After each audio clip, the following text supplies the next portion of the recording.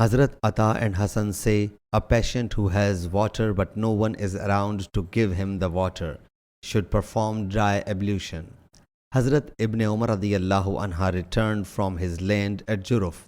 When he reached Marbadin Na'am, the time of Asr prayer approached. So he performed the prayer. Then he radiyallahu anha entered Medina Munawwara, and the sun was still high, but he did not repeat the prayer. Hazrat Umar, the slave freed by Hazrat Ibn Abbas radiyallahu anhu, reports that he and Abdullah bin Yasar, the slave freed by Hazrat Maimuna radiyallahu anha, the wife of the Prophet sallallahu alaihi wasallam, went to Hazrat Abu Juhaym bin Harith Simma Ansari.